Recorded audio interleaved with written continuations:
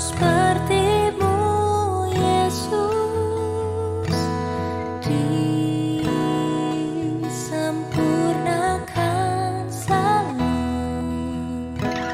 dalam setiap jalanku, memuliakan nama-Mu.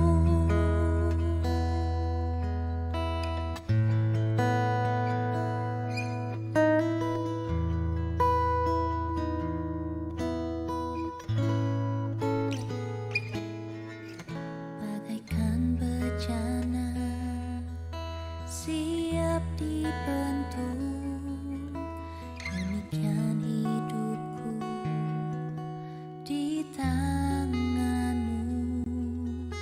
Dengan urapan kuasa Roh-Mu, ku dibarui selalu.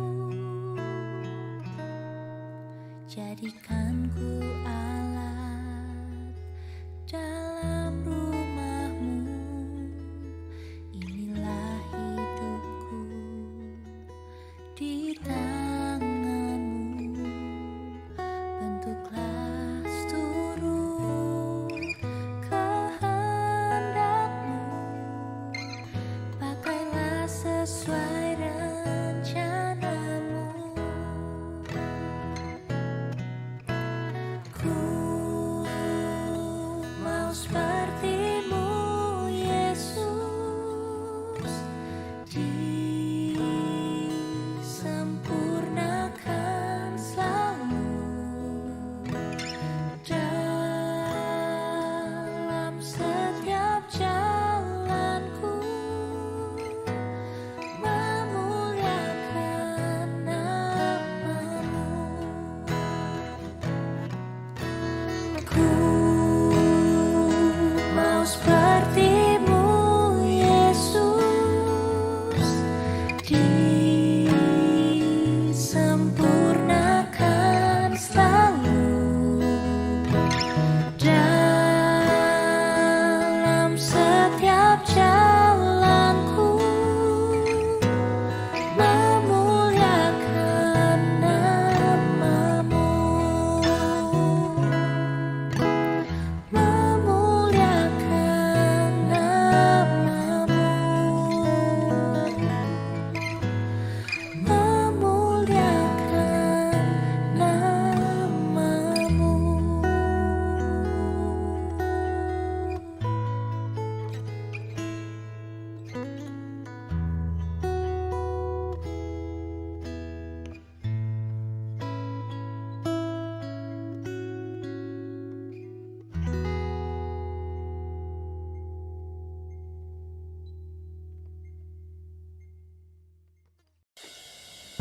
Kebenaran.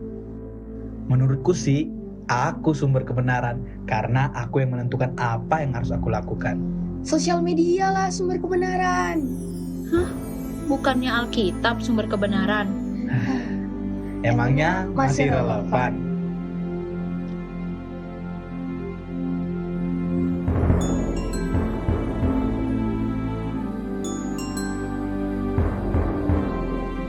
Melalui tema ini, remaja dan pemuda akan diajak untuk melihat dan belajar bahwa Alkitab adalah satu-satunya kebenaran yang Allah bukakan bagi setiap kita.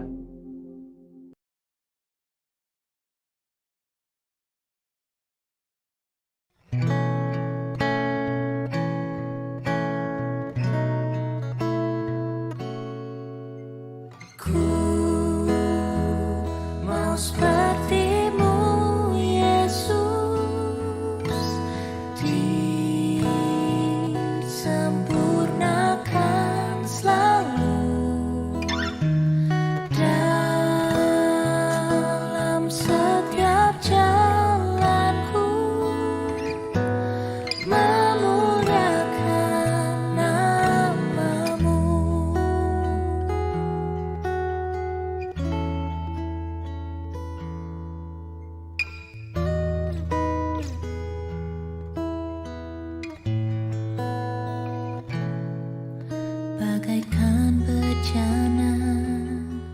siap dibantu. Demikian hidupku di tanganmu, dengan urapan kuasa rohmu, ku dibarui selalu.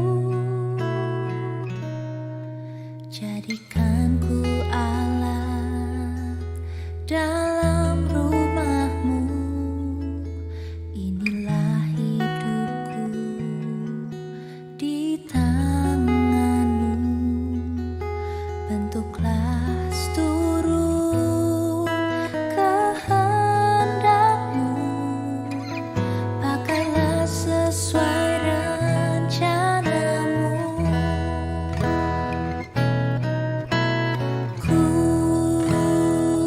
mau seperti-Mu, Yesus, disempurnakan selalu dalam setiap jalanku, memuliakan nama-Mu.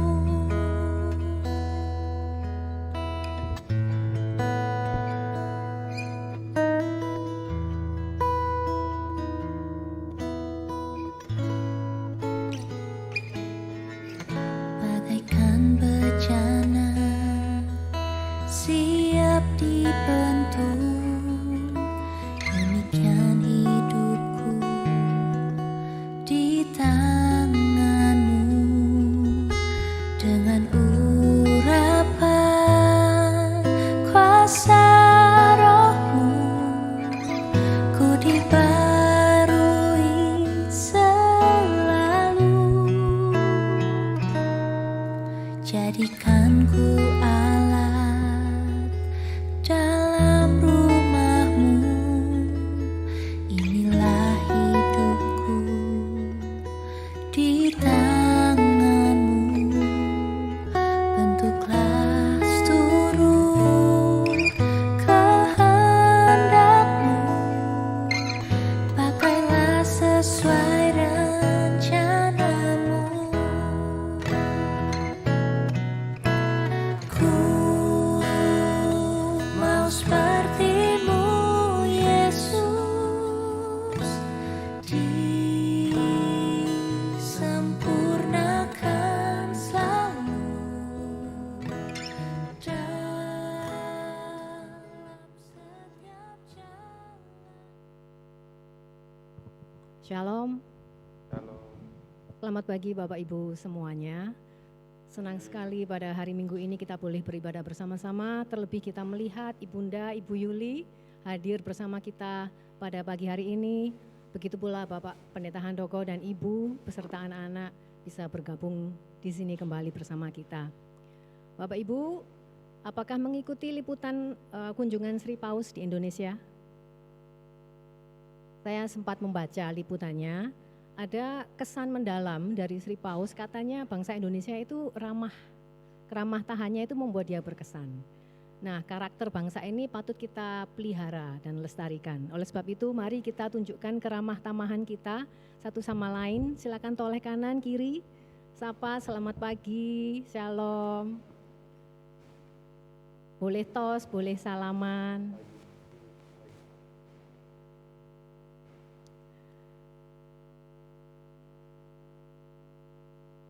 Baiklah, sebelum kita masuk dalam ibadah kita akan bersaat teduh terlebih dahulu. Saya undang Bapak Ibu untuk bangkit berdiri, kita akan saat teduh sejenak.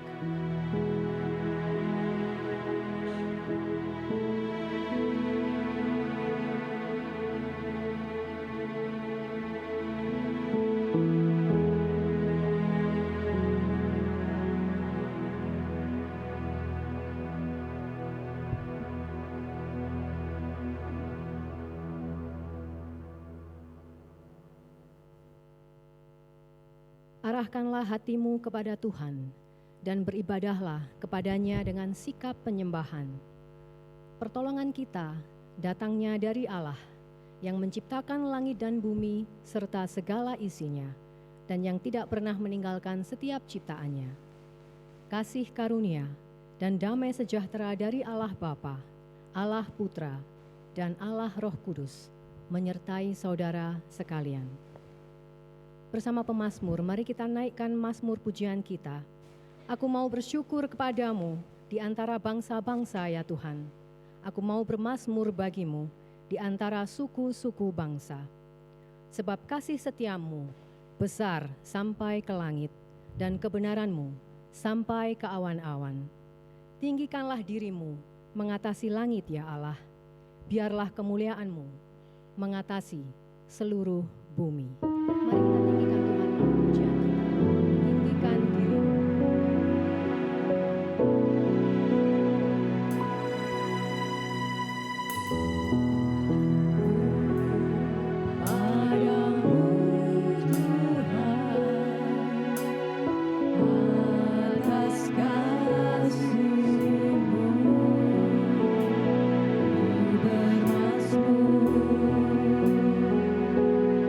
Baginda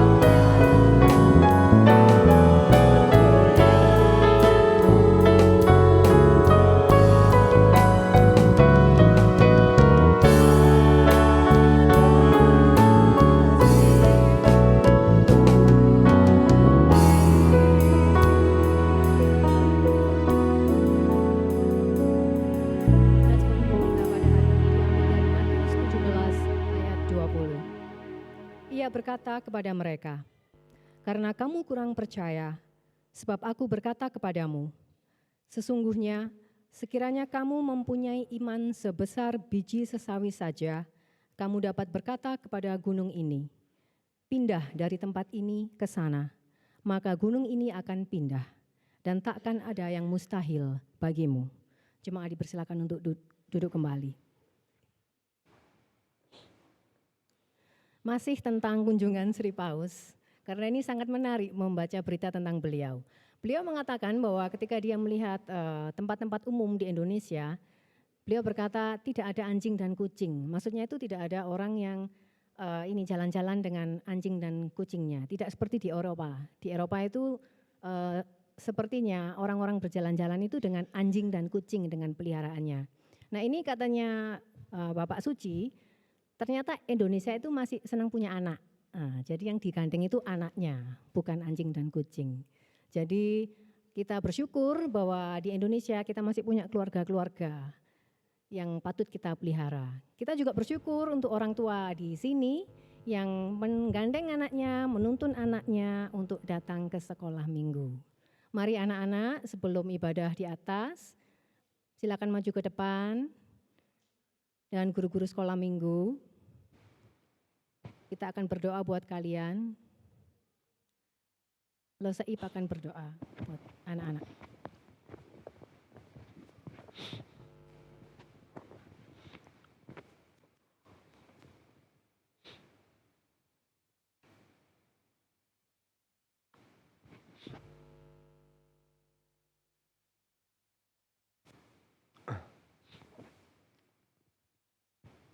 Bapak Ibu, jemaat yang dikasihi oleh Tuhan, mari kita sama-sama berdoa untuk anak-anak kita yang ada di depan.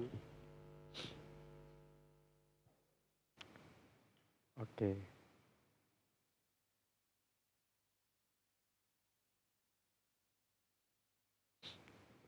Mari kita sama-sama berdoa, mari kita berdoa. Bapak terima kasih karena Tuhan terus menolong menuntun kami selama 1 minggu ini. Sehingga pagi hari ini kami boleh hadir untuk memuji memuliakan nama Tuhan. Begitu juga dengan anak-anak sekolah minggu yang hadir di depan kami Tuhan. Mereka akan belajar akan firman Tuhan.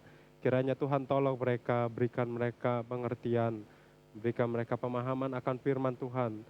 Sejak dini iman mereka sudah tertanam kuat. Kiranya Tuhan terus tolong mereka bertumbuh di dalam Tuhan. Kami serahkan juga untuk guru-guru yang akan mengajar, kiranya Tuhan juga memberikan hikmat dalam mengajarkan anak-anak sekolah minggu kami ini Tuhan. Terima kasih Tuhan, berkati orang tua, berkati pekerjaan, berkati orang tua dalam mendidik mereka Tuhan. Kami serahkan semuanya ke dalam tangan kasih Tuhan. Ini setiap kami Tuhan, kiranya Tuhan yang terus memberkati kami. Kiranya Tuhan, kiranya berkat daripada Allah Bapa, berkat daripada anaknya Yesus Kristus dan daripada Allah Roh Kudus. Itulah yang terus memberkati kita semua. Mulai hari ini sampai selamanya. Amin.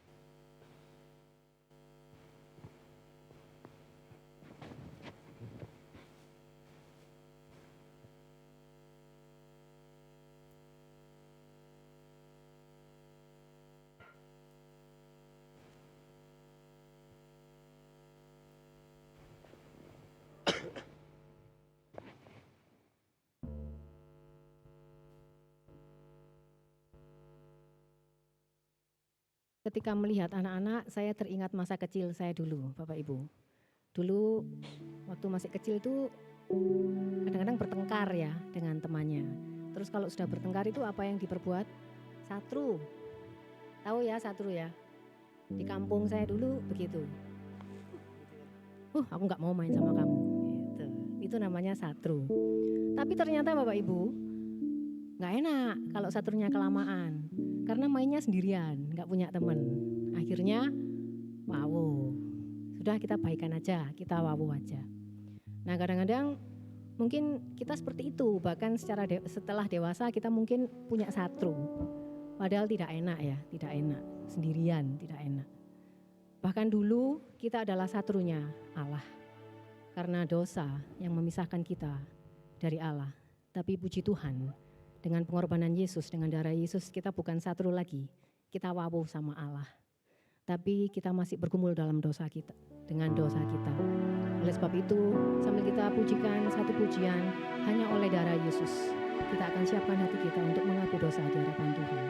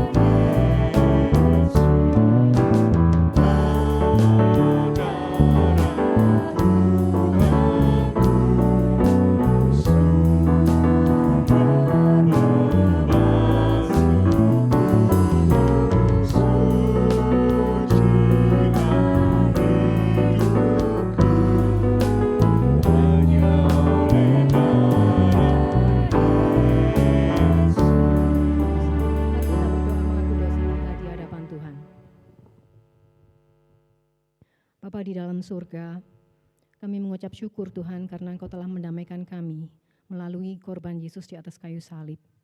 Terima kasih kami bukan menjadi seterumu lagi, tapi kami Engkau angkat menjadi anak-anak-Mu Tuhan.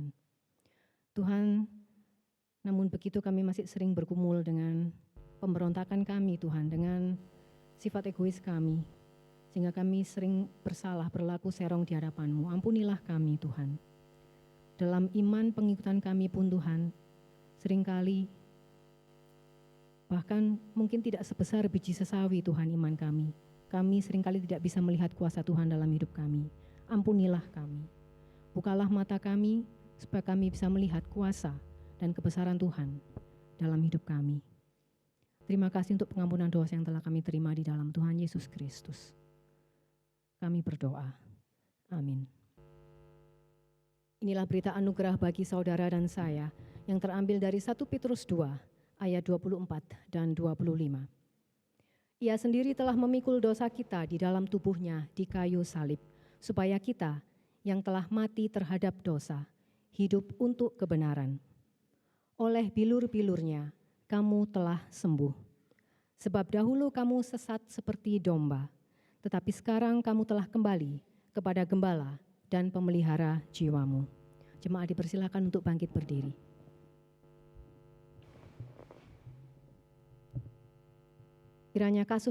Kiranya kasih karunia Allah yang besar, yaitu pengampunan dosa yang telah kita terima, menjadi dasar tekad kita untuk menjalani hidup yang baru, seperti yang tertulis di dalam Ibrani 11 ayat 6. Tetapi tanpa iman, tidak mungkin orang berkenan kepada Allah. Sebab barang siapa berpaling kepada Allah, ia harus percaya bahwa Allah ada, dan bahwa Allah memberi upah kepada orang yang sungguh-sungguh mencari Dia.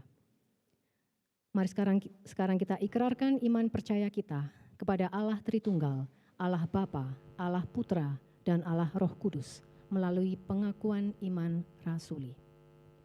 Aku percaya kepada Allah, Bapa yang Maha Kuasa, Khalik langit dan bumi, dan kepada Yesus Kristus, Anak-Nya yang tunggal Tuhan kita, yang dikandung dari Roh Kudus, lahir dari anak darah Maria, yang menderita sengsara di bawah pemerintahan Pontius Pilatus, disalibkan, mati dan dikuburkan, turun ke dalam kerajaan maut. Pada hari yang ketiga, bangkit pula dari antara orang mati, naik ke surga, duduk di sebelah kanan Allah, Bapa yang Maha Kuasa. Dan dari sana Ia akan datang untuk menghakimi orang yang hidup dan yang mati. Aku percaya kepada Roh Kudus, gereja yang kudus dan am, persekutuan orang kudus, pengampunan dosa, kebangkitan tubuh, dan hidup yang kekal. Amin. Jemaat dipersilakan untuk duduk kembali. Firman Tuhan itu indah. Firman Tuhan itu ajaib. Firman juga memberi hidup bagi kita semua. Percayakah Bapak Ibu akan hal ini? Mari kita siapkan hati kita untuk menerima kebenaran firman Tuhan. Firman yang hidup. Kita naikkan pujian ini.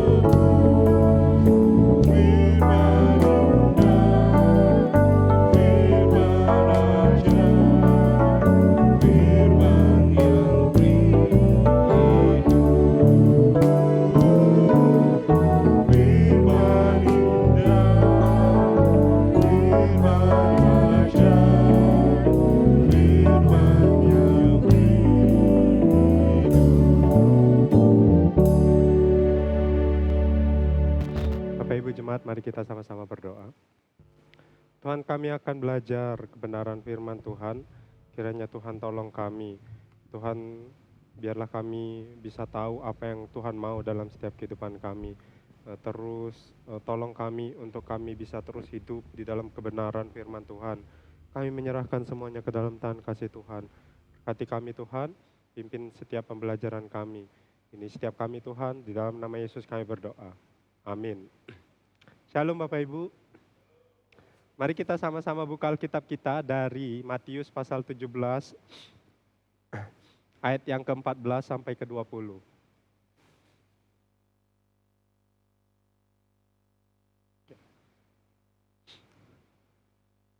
Matius pasal 17, ayat yang ke-14 sampai yang ke-20. Saya mau mengajak kita baca secara bergantian. Saya ayat yang ke-14, Bapak Ibu ayat yang ke-15, demikian seterusnya. Matius 17 ayat 14 sampai 20. Demikianlah firman Tuhan. Ketika Yesus dan murid-muridnya kembali kepada orang banyak itu, datanglah seorang mendapatkan Yesus dan menyembah. Jemaat.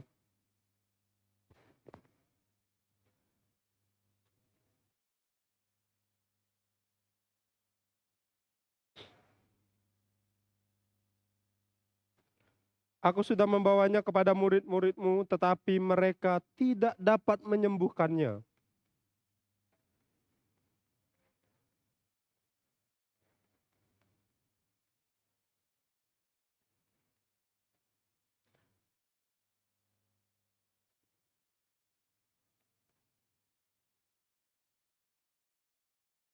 Dengan keras Yesus menegur dia.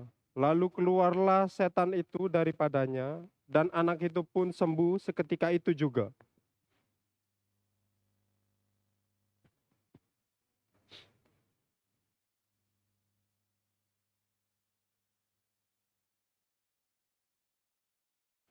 Ia berkata kepada mereka, karena kamu kurang percaya, sebab aku berkata kepadamu, sesungguhnya sekiranya kamu mempunyai iman sebesar biji sesawi saja, kamu dapat berkata kepada gunung ini, pindah dari tempat ini ke sana, maka gunung ini akan pindah, dan takkan ada yang mustahil bagimu.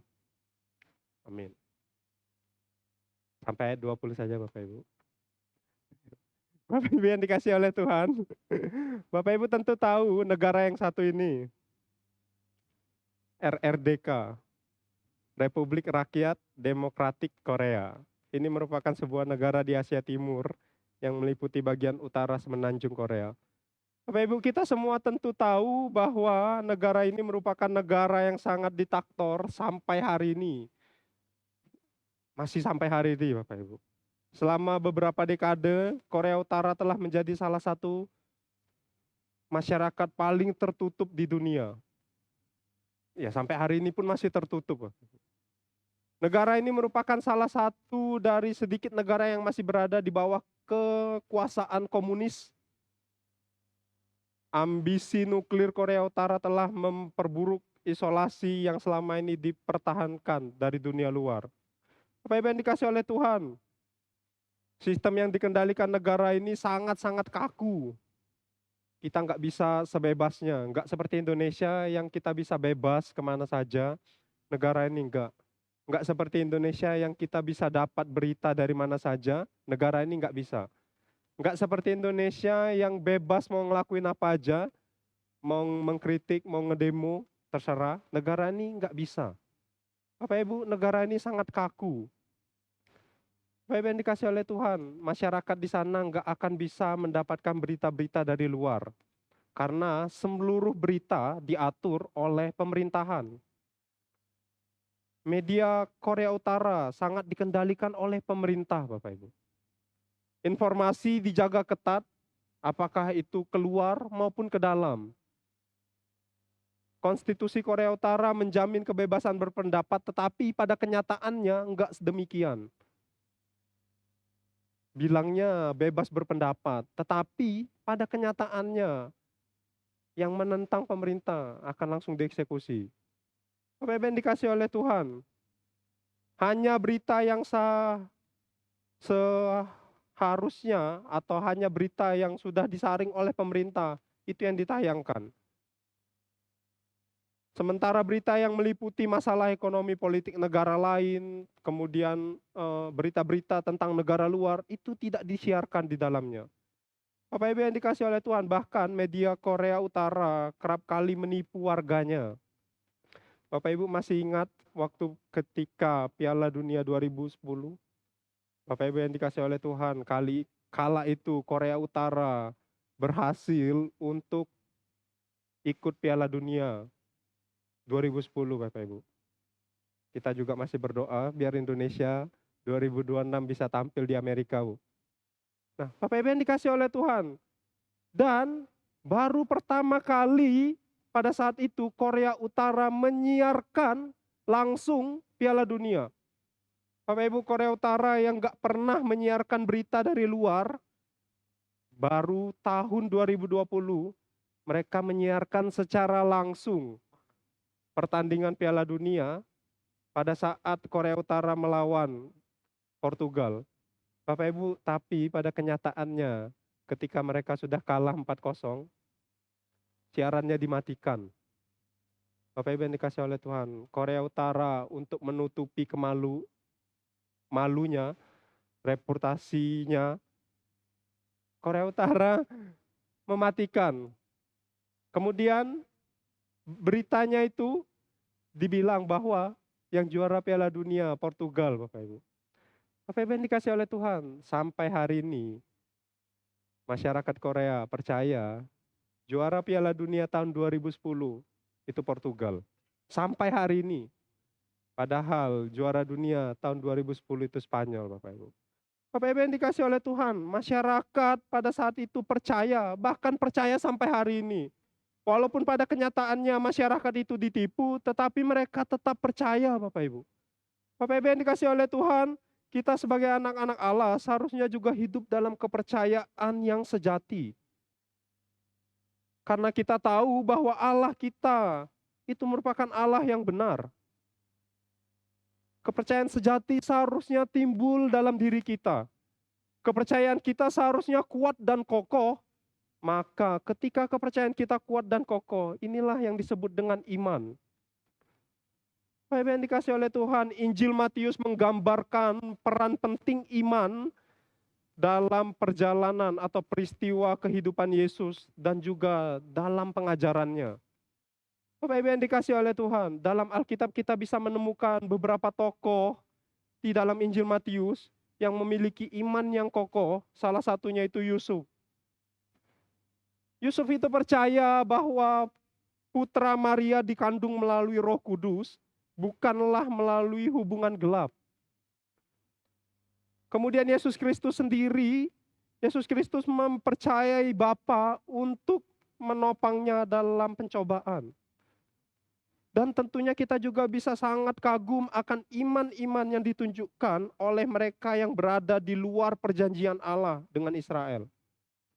Bapak Ibu yang dikasih oleh Tuhan, iman itu menjadi fokus dari bacaan kita hari ini. Setelah Petrus, Yakobus, dan Yohanes turun dari gunung bersama Yesus, mereka baru saja melihat kemuliaan dan keagungan Tuhan Yesus di gunung itu. Bapak Ibu yang dikasih oleh Tuhan, Yesus itu berubah di depan mata mereka.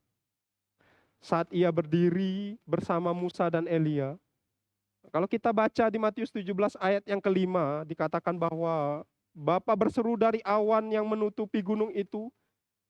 Allah itu berkata bahwa inilah anakku yang kukasihi, kepadanya lah aku berkenan, dengarkanlah dia. Bapak Ibu yang dikasih oleh Tuhan, setelah Yesus, Petrus, Yakobus, dan Yohanes berada di gunung, di bawah itu sesuatu itu sedang terjadi, Bapak. Maka ketika Yesus turun dari gunung, ada seseorang pria datang kepada Yesus, memohon belas kasihannya untuk menyembuhkan anaknya, putranya yang mengalami kejang-kejang. Kalau dikatakan sakit ayan. Dan putranya ini sangat-sangat menderita. Jatuh ke dalam api dan air. Bapak yang dikasih oleh Tuhan. Kalau kita melihat di ayat yang ke-16 dikatakan bahwa aku sudah membawanya kepada murid-muridmu, tetapi mereka tidak dapat menyembuhkannya. Bapak Ibu bisa bayangkan, ayahnya ini membawa putranya kepada murid-murid Yesus, berharap bahwa murid-murid Yesus itu bisa menyembuhkannya. Tetapi para murid Yesus itu tidak dapat menyembuhkannya. Ini seharusnya mengejutkan kita semua, bukan? Ini seharusnya mengagetkan kita yang membaca, karena para murid tidak dapat menyembuhkan putranya. Bukannya mereka mengabaikan putra yang sakit ini, Bapak Ibu. Bukan. Bukan mereka nggak mau, melainkan mereka tidak dapat menyembuhkan putranya. Penting untuk kita ingat bahwa Yesus telah memberikan wewenang kepada murid-muridnya untuk pekerjaan ini. Dengarkan apa yang kita baca sebelumnya dalam Matius. Kalau kita melihat, Yesus itu di Matius 10 ayat 1, dia itu berkata seperti ini. Lalu ia memanggil ke-12 muridnya, lalu memberi mereka kuasa atas roh-roh jahat untuk mengusir roh-roh itu dan untuk melenyapkan segala penyakit dan penderitaan. Bapak Ibu yang dikasih oleh Tuhan, Yesus itu sudah memberikan kuasa kepada murid-muridnya. Tetapi ketika pria ini datang membawa anaknya, murid-muridnya itu tidak mampu menyembuhkannya. Tentu ini sangat mengagetkan kita yang membaca ini. Bapak yang dikasih oleh Tuhan, Yesus memberi kuasa kepada murid-muridnya, tetapi mereka tidak mampu menyembuhkan segala penyakit. Bapak yang dikasih oleh Tuhan, ketika ada seorang pria yang membawa putranya yang sedang menderita kepada murid-muridnya, tetapi murid-murid Yesus itu malah tidak dapat menyembuhkannya. Ini kalau kita melihat, sungguh sangat-sangat aneh Bapak Ibu. Kalau kita melihat betapa luar biasanya hati seorang bapak ini Bapak Ibu. Bapak Ibu, kalau saya ketika saya datang kemudian membawa putra saya, kemudian tidak bisa disembuhkan, saya pulang pasti Bapak Ibu. Saya nggak akan percaya lagi. Bapak yang dikasih oleh Tuhan, tetapi Bapak ini enggak. Dia percaya, dia menantikan Yesus terus. Bapak Ibu yang dikasih oleh Tuhan, betapa luar biasanya hati seorang Bapak ini, ia tidak pergi begitu saja dan berpikir bahwa murid-murid ini adalah sekelompok orang-orang yang palsu. Ia tidak berpikir bahwa murid-murid ini sekelompok orang-orang yang tidak jujur. Seorang Bapak ini langsung ke sumbernya. Bapak Ibu yang dikasih oleh Tuhan, ia melewati murid-murid itu dan bertanya langsung kepada Yesus. Meskipun ada banyak orang di sekitar mereka, tetapi Bapak ini langsung pergi kepada Yesus. Sebab ia sangat percaya jika ia datang, Yesus tentulah mampu menyembuhkan anaknya. Bapak Ibu yang dikasih oleh Tuhan, sekarang mari kita mendengar jawaban dari Yesus. Dan menurut saya ini merupakan sebuah teguran yang sangat keras kepada murid-muridnya pada saat itu dan kepada orang-orang di sana. Bapak Ibu, Yesus itu berkata dengan sangat keras di hadapan orang banyak. Menyatakan bahwa sesungguhnya mereka sebagai generasi yang tidak beriman dan sesat. Bapak Ibu yang dikasih oleh Tuhan, ini adalah kata-kata yang sangat keras. Lalu mari kita dengarkan apalagi yang Yesus katakan. Bapak Ibu, Yesus itu berkata, berapa lama lagi aku harus tinggal di antara kamu? Berapa lama lagi aku harus sabar terhadap kamu? Bapak Ibu, kalau kita berpikir, tentu hal ini tampaknya seperti jawaban yang sangat aneh yang dikeluarkan oleh Yesus. Bapak Ibu, orang ini hanya datang meminta agar putranya disembuhkan, karena para pengikutnya atau karena murid-murid Yesus ini gagal, tidak mampu menyembuhkan. Tetapi Yesus malah menjawab dengan menyebut orang-orang ini sebagai generasi yang tidak beriman dan sesat. Dan kemudian bertanya berapa lama lagi ia harus bersabar terhadap mereka. Bapak Ibu, jawaban ini tentunya menunjukkan bahwa ada masalah dengan orang-orang di sekitar di sana pada saat itu. Kita juga tentu akan melihat dan menemukan bahwa sesungguhnya ada masalah dengan para pengikutnya. Yesus itu menyebut orang-orang itu sebagai generasi yang tidak beriman dan sesat. Ini bukanlah merupakan sebuah deskripsi acak Bapak Ibu. Atau Yesus itu enggak hanya sekedar menyebut. Ini adalah satu-satunya kesempatan ketika Yesus menyebut orang-orang itu dengan sebuah sebutan khusus, yaitu generasi yang tidak beriman dan sesat. Bapak Ibu yang dikasih oleh Tuhan, kalau kita mengingat deskripsi seperti ini pernah juga disampaikan Musa kepada umat Israel. Sebelum kematian Musa yang dicatat dalam kitab Ulangan di pasal 32. Bapak Ibu, Musa 2 kali menyebutkan orang-orang itu sebagai generasi yang tidak beriman dan sesat. Saat itu, saat ia mengingat kegagalan generasi di padang gurun, Musa itu berkata bahwa mereka itu generasi atau orang-orang yang tidak beriman. Bapak Ibu dikasih oleh Tuhan, kalau kita melihat di ayat yang ke-32, Ulangan, katakan batu karang pekerjaannya sempurna karena segala jalannya adil. Allah yang setia dan tanpa kecurangan, adil dan benar Dia.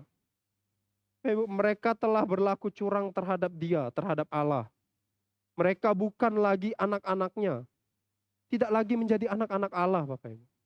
Sebab mereka bercacat, mereka adalah generasi yang bengkok dan sesat. Bapak Ibu, kemudian kalau kita melihat di ayat yang ke-18 sampai 20,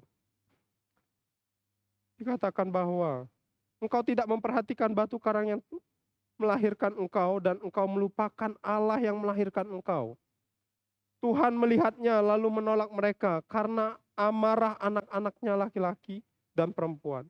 Dan ia berfirman, aku akan menyembunyikan wajahku terhadap mereka. Aku akan melihat bagaimana kesudahan mereka, sebab mereka adalah generasi yang jahat, anak-anak yang tidak setia. Bapak yang dikasih oleh Tuhan, sampai 2 kali Allah itu mengatakan bahwa mereka ini generasi yang cacat. Dengan ini kita itu bisa melihat bahwa apa yang Yesus lakukan adalah Yesus itu sedang menghubungkan orang-orang dengan generasi yang mati di padang gurun waktu pada saat itu. Karena kurangnya iman mereka, karena ketidakpercayaan mereka kepada Allah. Dan Yesus mau bilang begini, bahwa sesungguhnya orang-orang ini bukan muridnya sekalipun tidak berbeda dengan mereka yang gagal mencapai tanah perjanjian dan mati di padang gurun. Karena kurangnya iman, karena kurangnya kepercayaan, kurangnya keyakinan mereka kepada kuasa Allah. Bapak yang dikasih oleh Tuhan, setelah Yesus itu menegur mereka, baru mulailah Yesus itu menyembuhkan anak itu. Setelah Yesus itu menegur para murid-muridnya, barulah ia mulai mengusir roh jahat yang berdiam di dalam diri anak itu. Dan anak itu pun langsung sembuh, Bapak Ibu. Namun yang harus kita perhatikan bahwa sesungguhnya penyembuhan ini bukanlah inti dari kisah ini, Bapak Ibu. Penyembuhan yang dilakukan Yesus itu bukanlah inti dari kisah ini. Sebab kita tidak berbicara tentang tanggapan sang ayah. Kita nggak menemukan setelah anaknya disembuhkan, ayahnya itu memberikan tanggapan. Atau kita juga tidak menemukan bahwa anak itu setelah disembuhkan, yaitu memberikan tanggapan. Anak itu juga tidak memberikan tanggapan. Sebaliknya yang berpendapat malah para murid Yesus yang datang kepada Yesus secara pribadi. Kalau kita baca di ayat bawahnya Bapak Ibu. Murid-murid Yesus itu langsung datang kepada Yesus secara pribadi dengan sebuah pertanyaan penting. Mereka bertanya, mengapa kami tidak dapat mengusirnya? Mengapa kami tidak dapat mengusir roh jahat itu? Mengapa kami tidak dapat menyembuhkan anak ini? Bapak yang dikasih oleh Tuhan. Mari kita melihat jawaban Yesus. Bapak yang dikasih oleh Tuhan. Ia berkata kepada mereka, karena kamu kurang percaya. Karena kamu kurang percaya. Bapak Ibu saudara-saudara yang dikasih oleh Tuhan. Biarlah kata-kata Yesus ini menyentuh kita semua. Yesus tidak mengatakan bahwa ini adalah setan yang kuat. Yesus itu enggak mengatakan bahwa penyembuhan ini sedikit sulit. Yesus itu enggak mengatakan bahwa mereka hanya perlu sedikit iman. lagi? Atau Yesus itu enggak mengatakan bahwa ada baca-bacaan yang salah? Enggak, Bapak Ibu. Namun Yesus memiliki jawaban yang sangat sederhana. Jawabannya, karena kamu kurang percaya. Mereka kurang percaya terhadap kuasa yang sudah diberikan oleh Yesus. Yesus menekankan kebenaran ini lebih jauh di ayat yang ke-20 ini. Yesus memberitahu para muridnya bahwa jika mereka memiliki iman sebesar biji sesawi saja, Bapak Ibu, hanya sebesar biji sesawi saja, maka mereka akan dapat menyuruh gunung itu pindah dari sini ke sana. Bapak Ibu yang dikasih oleh Tuhan, jika murid-murid itu memiliki iman hanya sebesar biji sesawi saja, maka mereka bisa menyuruh gunung itu pindah. Ini adalah gambaran yang penting, Bapak Ibu. Bapak Ibu, gunung digunakan dalam Alkitab itu sebagai simbol rintangan. Jika kita melihat iman sebesar biji sesawi yang dianggap sebagai salah satu biji terkecil, maka kita akan memiliki iman untuk mengatasi rintangan, berbagai macam persoalan. Kita akan memiliki iman untuk mengusir roh-roh jahat ini. Tapi yang dikasih oleh Tuhan, mari kita lihat kata-kata Yesus di akhir. Yesus itu berkata seperti ini, tidak ada yang mustahil bagimu. Yesus berkata bahwa masalahnya bukanlah rintangan, masalahnya itu bukanlah pergumulan kita, masalahnya itu bukanlah persoalan kita tuh yang terlalu besar, masalahnya itu bukanlah sakit penyakit yang kita alami, tetapi terkadang masalahnya itu merupakan kurangnya kepercayaan kita kepada Allah. Ibu, ketika kita menghadapi berbagai macam persoalan yang sangat besar, masalahnya itu bukan terletak dalam persoalannya. Masalahnya itu bukan terletak pada sakit penyakit kita. Tetapi terkadang kita itu kurang percaya. Tapi yang dikasih oleh Tuhan, ingatlah bahwa tidak ada yang mustahil bagimu. Ketika kita memiliki keyakinan, ketika kita memiliki iman, walaupun hanya sekecil biji sesawi, tapi ketika kita percaya, maka segala sesuatu kita mampu melaluinya.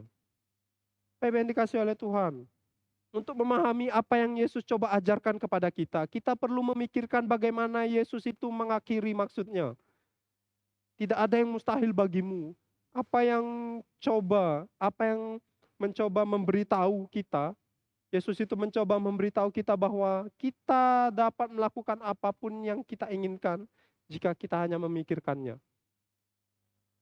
Bapak Ibu yang dikasih oleh Tuhan, apakah Yesus itu memberitahu kita bahwa jika kita memiliki cukup afirmasi positif dalam hidup kita, kita dapat mencapai apapun? Apakah Yesus itu memberitahu kita bahwa kita hanya perlu berpikir tinggi tentang diri kita sendiri, memimpikan dan kita dapat mencapainya? Ibu yang dikasih oleh Tuhan, apakah Yesus itu sedang mencoba memberitahu kita bahwa kita dapat melakukan apapun yang kita mau? Enggak, Bapak Ibu. Bapak yang dikasih oleh Tuhan, mari kita sama-sama berpikir tentang mengapa tidak ada yang mustahil bagi setiap kita, pengikut Yesus Kristus. Bapak yang dikasih oleh Tuhan, tidak ada yang mustahil karena itu tidak akan terjadi dengan kekuatan kita sendiri. Tidak ada yang mustahil bagimu karena itu bukan terjadi dengan kekuatan kita sendiri, tetapi kekuatan Allah. Semua itu bisa terjadi dengan iman kepada kuasa Allah dan dengan menaruh kepercayaan penuh kepada Allah untuk bertindak dalam setiap kehidupan kita. Bapak yang dikasih oleh Tuhan, tidak ada yang mustahil bagimu. Itu semua bergantung kepada kuasa Allah. Bergantung bagaimana kita mempercayakan Allah sepenuhnya dalam setiap kehidupan kita. Tentu ada begitu banyak hal yang mustahil bagi kita untuk dilakukan. Sangat banyak tentunya. Ada begitu banyak rintangan dalam hidup kita. Ada begitu banyak persoalan yang mungkin mustahil untuk kita lakukan. Ada begitu banyak masalah yang terkadang kita itu merasa sangat tidak mungkin mampu melalui berbagai persoalan itu. Kita seringkali merasa dalam hidup kita itu menghadapi gunung-gunung yang tinggi. Gunung-gunung persoalan yang sangat besar. Namun ingat bahwa tidak ada yang mustahil bagi Tuhan. Apa yang dikasih oleh Tuhan, seberapapun besar persoalan kita, ketika kita memiliki keyakinan kepada Allah, tentu kita mampu melaluinya. Tidak ada yang mustahil bagi Tuhan, inilah yang Yesus katakan. Terkadang kita itu percaya bahwa Tuhan dapat melakukan sesuatu tentang hidup ini. Terkadang kita itu percaya bahwa Tuhan, permasalahan aku ini begitu besar. Terkadang kita percaya, tetapi terkadang kepercayaan itu mulai goyah. Ketika permasalahan itu datang bertubi-tubi. Ketika sakit penyakit itu enggak sembuh-sembuh. Awalnya kita mungkin percaya Tuhan akan sembuhkan. Tapi ketika enggak sembuh-sembuh, kita mulai ragu akan kuasa Allah. Apa yang dikasih oleh Tuhan? Kadang kita tidak meyakini sepenuhnya bahwa Allah itu mampu berkuasa atas kehidupan kita. Apa yang dikasih oleh Tuhan? Ingatlah jika kita memiliki iman sebesar biji sesawi saja. Bahkan iman yang sangat kecil sekalipun, maka tidak ada yang mustahil. Karena kita akan tahu bahwa Tuhan dapat melakukan apa saja bagi setiap kehidupan kita. Apa yang dikasih oleh Tuhan? Untuk itu iman kita kepada Allah harus terus bertumbuh setiap harinya. Iman kita harus selalu dipelihara sehingga menghasilkan pertumbuhan yang berkenan kepada Tuhan. Iman kita harus selalu dijaga agar iman kita itu terus kuat di dalam Tuhan. Memiliki dampak bagi Allah dan bagi semua orang. Biarlah dalam hidup ini kita memiliki akar yang kuat di dalam Tuhan. Kalau kita mengetahui bahwa akar itu akan menembus jauh ke dalam tanah. Sehingga nantinya pohon yang akarnya kuat, maka pohonnya akan berdiri dengan kokoh, Bapak Ibu. Apa yang dikasih oleh Tuhan, maka dari itu biarlah hidup kita ini tertanam kuat di dalam Allah. Sehingga kita menghasilkan iman yang kuat. Menghasilkan kepercayaan yang penuh kepada Allah. Sehingga apapun permasalahannya, kita tetap berdiri kokoh dan mampu mengatasinya. Apa yang dikasih oleh Tuhan. Semakin dalam kita itu tertanam di dalam Kristus, maka semakin kuat kita itu menghadapi berbagai masalah dan persoalan kehidupan kita. Semakin dalam kita itu tertanam dalam Kristus, maka apapun persoalannya, kita itu mampu menghadapinya. Karena kita tahu dan yakin bahwa Allah itu selalu bersama kita. Allah mampu melakukan apapun yang mungkin kita tidak mampu lakukan. Apa yang dikasih oleh Tuhan? Ketika hidup kita tertanam kuat dalam firman-Nya, tentu hidup kita akan menghasilkan buah. Pohon yang sudah bertumbuh besar tentunya akan menghasilkan buahnya. Jika pohon itu tidak berbuah, maka tentulah pohon itu akan ditebang. Maka iman yang kuat yang ada di dalam hidup kita tentu akan menghasilkan buah. Yaitu menghasilkan kehidupan yang berkenan kepada Allah dan dapat dirasakan oleh semua orang. Bapak Ibu yang dikasih oleh Tuhan, berbuah berarti juga ketika hidup kita itu dapat terus menjadi berkat bagi orang-orang yang ada di sekitar kita. Tentu itu yang Tuhan mau untuk kita lakukan. Tuhan itu mau ketika kita itu menjalani hidup kita hari demi hari, bulan demi bulan, tahun demi tahun. Untuk terus mempercayakan perkataannya dan janji-janjinya. Tuhan itu mau kita itu menjalani hari demi hari kita untuk terus bersandar kepadanya, percaya penuh, memiliki iman yang kuat di dalam Dia. Ketika dalam perjalanan itu kita menghadapi gunung permasalahan yang besar, kita merasa tidak mampu menghadapinya, sehingga menghasilkan keadaan yang berjalan tidak sesuai dengan apa yang kita bayangkan. Bukan berarti janji penyertaan Tuhan itu dan pertolongan Tuhan itu tidak ada, Bapak Ibu. Tetap ada. Tuhan itu bukan menginginkan hal buruk yang terjadi dalam setiap kehidupan kita. Tapi Ia mau kita itu percaya dan yakin kepadanya untuk kita itu bisa melangkah bersama Dia menghadapi berbagai macam persoalan kehidupan kita. Bapak yang dikasih oleh Tuhan, mungkin hari ini kita kurang percaya, mungkin hari ini iman kita itu tidak sedang baik-baik saja, mungkin hari ini iman kita itu sedang lemah. Namun hari ini kita kembali diingatkan bahwa ketika kita memiliki iman sebesar biji sesawi saja, maka itu sudah cukup untuk kita itu terus melangkah menghadapi berbagai macam persoalan hidup kita. Ketika kita hari ini memiliki iman sebesar biji sesawi saja, maka berbagai macam penderitaan, berbagai macam sakit penyakit, percayalah Tuhan akan menolong kita. Tuhan akan menyembuhkan. Bapak Ibu yang dikasih oleh Tuhan, yang perlu kita lakukan adalah hanya percaya. Bertumbuhlah dalam iman untuk kita bisa menghadapi persoalan yang besar. Dan ketika kita mampu melalui itu, maka kita akan menghasilkan hal yang besar dalam hidup ini. Oleh karena itu ingatlah bahwa Bapak Ibu yang dikasih oleh Tuhan, iman yang kuat memungkinkan kita itu untuk menghadapi tantangan dan rintangan dengan keyakinan bahwa Allah dapat melakukan hal-hal yang tidak mungkin kita itu bisa lakukan. Iman yang kuat itu memampukan kita untuk menghadapi persoalan-persoalan kehidupan kita. Jadi seberapapun besar persoalan kita hari ini, seberapapun besar permasalahan kita hari ini, percayakanlah kepada Allah. Kecil apapun iman kita, sebesar biji sesawi sekalipun, yakinlah bahwa Allah itu mampu menolong kita. Allah itu mampu melakukan hal-hal yang kita itu tidak mampu lakukan. Maka dari itu, mari kita terus meyakini dalam setiap kehidupan kita.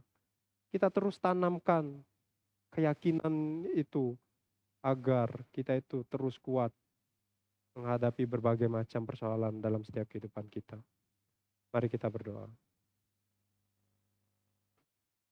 Tuhan, kami berterima kasih karena Tuhan mengajarkan bagaimana cara kami untuk terus meyakini Tuhan. Terima kasih Tuhan. Kiranya Tuhan yang terus tolong kami. Kami mau terus belajar untuk yakin dan percaya kepada Tuhan. Kami mau terus memiliki iman kepada Tuhan. Tuhan yang tolong kami. Apapun persoalan yang kami hadapi, apapun masalah yang kami hadapi, kami mau terus meyakini bahwa Tuhan ada bersama kami untuk kami bisa dapat menyelesaikan berbagai macam persoalan dalam setiap kehidupan kami. Tolong kami Tuhan untuk kami bisa terus hidup di dalam kebenaran firman-Mu. Di dalam nama Yesus kami berdoa dan mengucap syukur. Amin.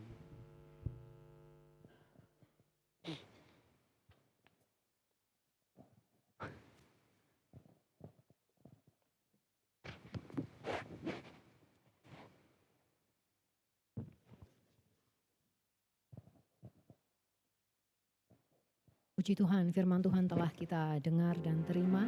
Kiranya Roh Kudus yang menumbuhkan benih-benih iman itu dalam hidup kita. Mari sekarang kita siapkan persembahan kita sebagai ucapan syukur kita kepada Allah yang selalu setia memelihara kita. Persembahan kita pada hari ini didasari oleh 2 Korintus 9 ayat 7 yang berbunyi demikian. Hendaklah masing-masing memberikan menurut kerelaan hatinya, jangan dengan sedih hati atau karena paksaan, sebab Allah mengasihi orang yang memberi dengan sukacita. Mari sambil kita membawa persembahan kita di hadapan Tuhan, kita pujikan satu pujian, Tuhan Yesus baik.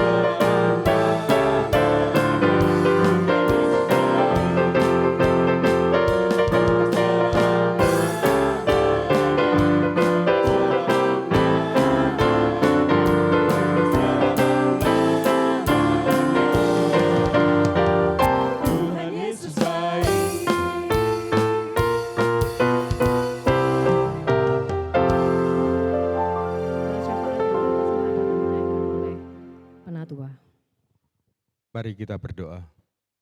Tuhan Allah Bapa kami yang bertata dalam kerajaan surga, kembali kami mengucap syukur dan terima kasih ya Tuhan untuk pemeliharaan yang Kau berikan pada kami selama ini. Kami sekali lagi mengucap syukur untuk kesempatan yang Kau berikan pada kami untuk dapat memuji, memuliakan nama-Mu, terlebih kami pada pagi hari setelah Engkau berkati dengan firman-Mu. Bapa, pada kesempatan ini kami juga sekali lagi mengucap syukur untuk kesempatan yang Kau berikan pada kami untuk memberikan persembahan pada pagi hari ini. Kiranya melalui persembahan ini, Engkau sendiri boleh mencukupkan segala kebutuhan gereja-Mu di tempat ini. Terima kasih Bapa. Kami juga mengingat ya Tuhan untuk saudara-saudara kami, untuk orang tua kami yang dalam keadaan kelemahan tubuh. Kiranya Bapa sendiri yang boleh tolong, Bapa boleh berkati. Kami juga mengingat untuk anak-anak kami yang sedang studi, kiranya Bapak sendiri boleh tolong ya Tuhan, Bapak boleh berikan kemudahan-kemudahan buat anak-anak kami. Kami juga berdoa untuk jemaat kami yang sedang mencari pekerjaan, kiranya Bapak sendiri yang juga boleh tolong, Bapak boleh berkati, berikan kemudahan-kemudahan buat jemaat kami untuk mendapatkan pekerjaan tersebut. Terima kasih Bapak, hanya dalam nama Yesus Kristus kami ucap syukur dan berdoa. Amin. Shalom. Salam kasih dalam Tuhan. Setelah mendengarkan firman Tuhan tadi, kita diingatkan meskipun kecil, iman yang tulus dapat menghasilkan hal-hal yang besar dalam hidup kita. Tuhan hanya meminta kita untuk percaya dan Dia akan bekerja dengan kuasa-Nya. Mari kita terus bertumbuh dalam iman, percaya bahwa segala sesuatu yang mungkin bagi mereka yang percaya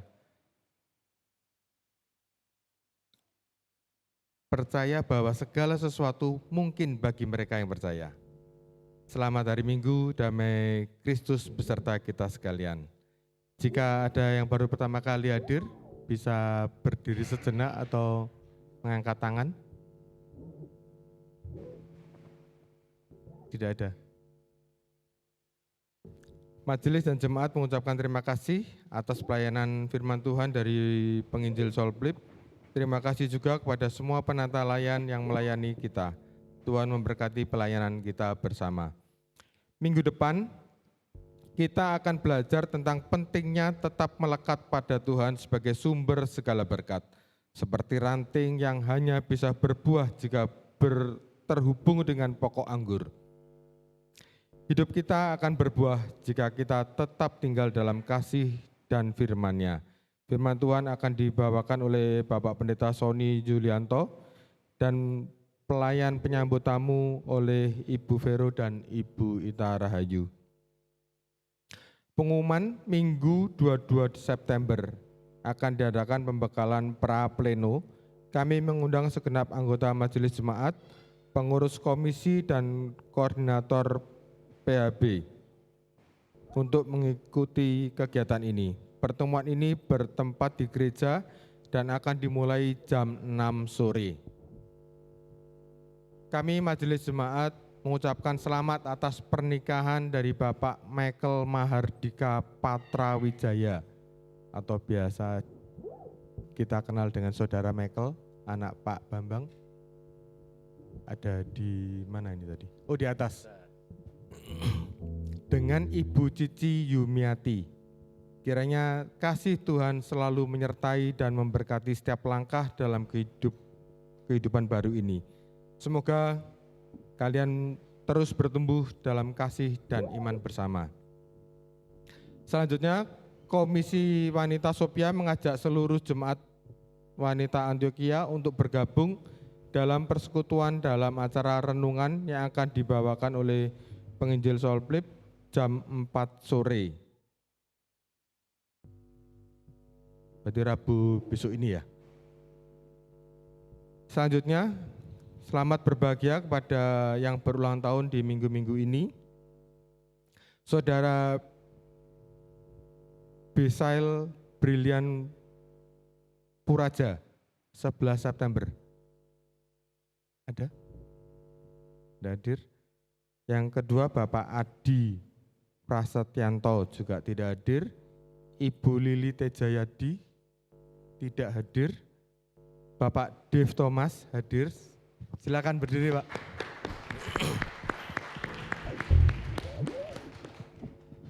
Dan yang minggu lalu yang tidak hadir, Miss Kate bisa hadir, Miss Kate. Tanggal 7 September. Bagi jemaat dan simpatisan yang kami tidak sebutkan namanya namun berulang tahun di minggu-minggu kemarin, bisa maju ke depan. Yang di atas, yang di bawah, tidak ada. Yang minggu-minggu lalu ya, bukan minggu-minggu depan. Oh, Stefanus. Itu ada di belakang tuh. Stay, bisa maju stay.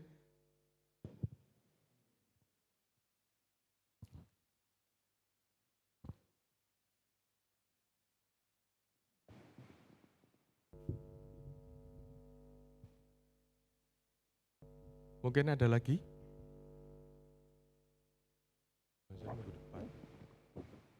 Yang minggu depan nggak dapat ya Pak ya?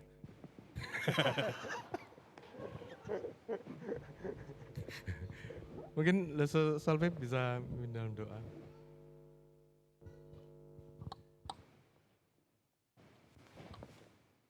Bapak Ibu Jemaat, mari kita sama-sama berdoa untuk keluarga kita yang berulang tahun selama 1 minggu kemarin. Mari kita berdoa. Tuhan, kami bersyukur dan bersuka cita karena Tuhan menambahkan satu usia yang baru untuk keluarga kami, keluarga besar Antioquia. Terima kasih Tuhan, kami berdoa untuk Pak Dave, Miss Kate, dan Stefanus. Kami menyerahkan kehidupan mereka ke dalam tangan kasih Tuhan. Tuhan berkati keluarga mereka, Tuhan berikan kesehat kuat, Tuhan berkati apa yang mereka kerjakan Tuhan. Tuhan yang tolong terus Tuhan. Kami berdoa Tuhan yang memberikan yang terbaik untuk keluarga mereka Tuhan. Terima kasih Tuhan, kami juga mengingat untuk Bapak Adi, Ibu Lili, Saudara Bezaliel. Kami menyerahkan mereka juga ke dalam tangan kasih Tuhan di usia yang baru ini. Tuhan yang terus tolong mereka, beri sehat kuat, berkati apa yang mereka kerjakan. Tuhan yang terus menolong setiap mereka. Terima kasih Tuhan. Kami serahkan semuanya ke dalam tangan kasih Tuhan. Di dalam nama Yesus kami berdoa. Amin.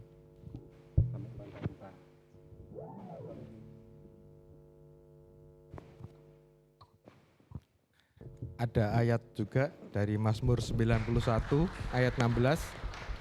Dengan panjang umur akan ku kenyangkan dia dan akan ku perlihatkan kepadanya keselamatan daripadaku. Selamat ulang tahun. Sekian pembacaan warta, Tuhan Yesus memberkati. Luar biasa, bagi saya secara pribadi, ternyata Tuhan masih bisa menunjukkan kuasa-Nya. Jadi ketika saya waktu itu pulang kerja, naik motor, benar Bapak Ibu seperti saya ada suara, dalam bahasa Jawa tapi suaranya. Tuhan ngomong, ojo ngremehno aku. Seperti itu saya merasa malu dan saya merendahkan diri di hadapan Tuhan. Bahwa pikiran saya memang terbatas. Tapi Yesus Immanuel beserta kita bisa menunjukkan kuasa-Nya bagi anak-anaknya yang membutuhkan pertolongan Tuhan. Mari bersama Yesus kita bisa melakukan perkara yang besar. Dengan iman yang sebesar biji sesawi, gunung apa yang kita hadapi saat ini? Apakah gunung perselisihan, gunung sakit penyakit, ataupun gunung kebutuhan sehari-hari yang tidak ada habisnya? Pasti kita bisa pindahkan bersama Yesus Immanuel. Mari kita pujikan lagu ini dengan bangkit berdiri. Bersama Yesus kita bisa melakukan perkara yang besar.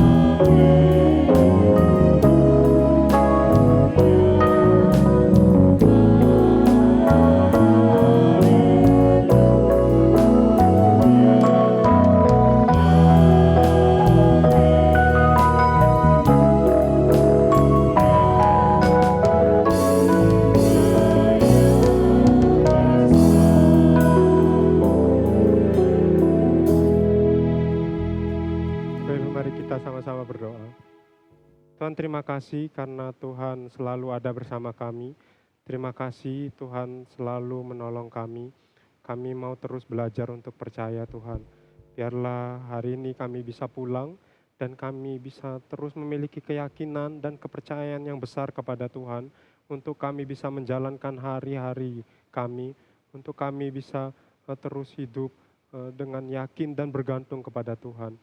Kiranya Tuhan yang tolong kami dan kiranya Tuhan yang memberkati kami. Kiranya berkat daripada Allah Bapa, berkat daripada anaknya Yesus Kristus dan daripada Allah Roh Kudus. Itu yang memberkati kita mulai hari ini sampai selama-lamanya. Amin.